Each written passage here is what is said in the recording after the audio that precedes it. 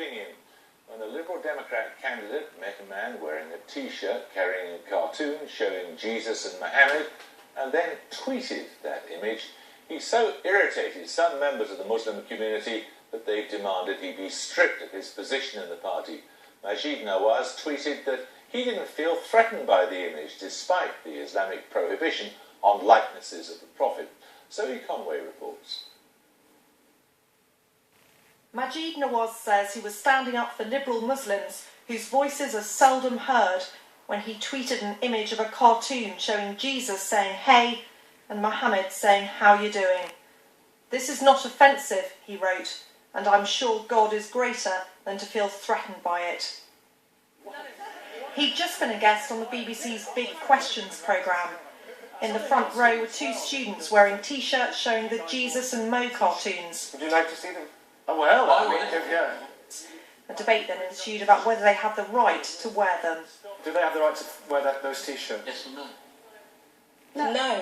Why are you trying to offend a religious faith? You're offending us. See, I'm a Muslim. That T-shirt doesn't threaten me whatsoever. It doesn't threaten my God. It doesn't threaten my faith. It doesn't threaten the Quran. It doesn't threaten any aspect of my religion. I do not feel threatened by these gentlemen wearing that T-shirt. It was the BBC's decision not to show a close-up of the T-shirts that prompted Majid Nawaz to send the tweet. Within days, tens of thousands of Muslims, including members of the Liberal Democrat Party, had put their names to this online petition, calling for him to be deselected as a parliamentary candidate. Some said he should be killed. I will not stand anyone disrespecting my prophet, peace be upon him. I feel you should hang this man till death. I would insist that this man be beheaded publicly so we can bring peace to our prophet's name. Please, Mr. Clegg. Majid Nawaz's decision to tweet the image of the Jesus and Mo cartoon hasn't just set up a debate about freedom of speech, it's also set the Liberal Democrats an important test. What does it actually mean to be a Liberal? This afternoon, the petition's organisers met with former leader of the Liberal Democrats, Paddy Ashdown, and urged him to deselect Majid Nawaz. We are very clear. We don't believe his position is tenable. He has to step down, and we let the leadership, Paddy Ashdown in particular, know how we feel, and we still believe that he should step down. What do you say to people who say that your position is very illiberal? You're very illiberal in your view. I'm not illiberal. I'm a liberal Democrat, and I'm a liberal who believes in liberalism with respect, freedom to speak out, freedom of expression with respect. Thank you, that's all. Is it one in areas where you don't like it? No, definitely not. Liberalism with respect, regardless what area it's in.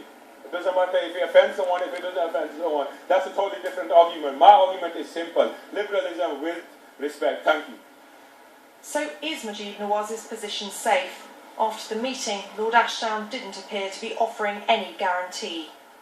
If members of your party keep calling for Majid Nawaz to stand down, what will you do?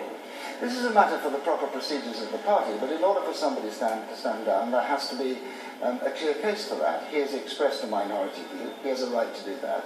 He has used, in my view, immoderate language in expressing it. He has apologised for that. But with the greatest respect, how do you know it's a minority view? This keeps being said that it's a minority view. How do you know what all Muslims think about these cartoons? You don't have to know what they think. You have to know what their theology is. If you don't understand that in Britain the vast majority of Muslims believe that any image of the Prophet is blasphemous. But many Muslims are not offended. Well, that's true, and many Muslims are entitled not to be offended, but the majority Muslim belief in Britain is against any image of the Prophet. That does not entitle the majority to tell those who hold a minority view that they may not hold it.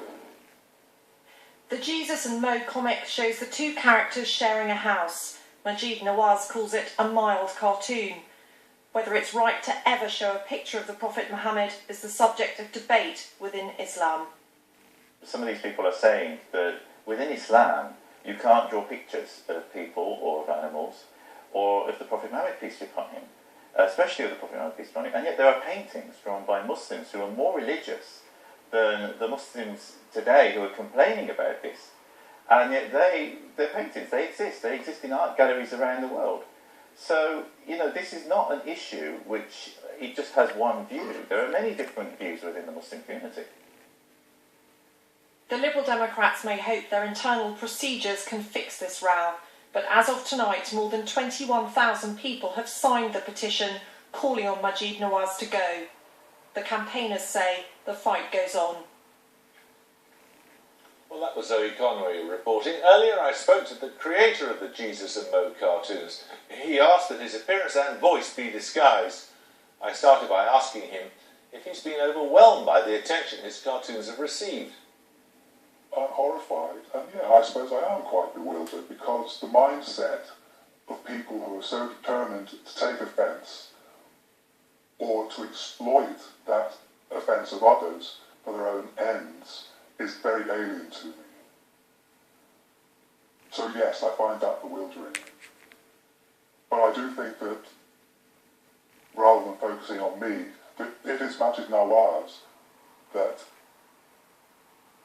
deserves our support, really. He epitomises what is happening in the Muslim community at the moment, where there is a division.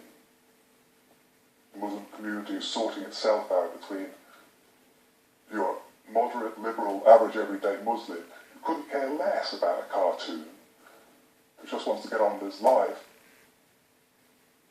and the self-serving rabble-rousers that are just trying to promote their own selves.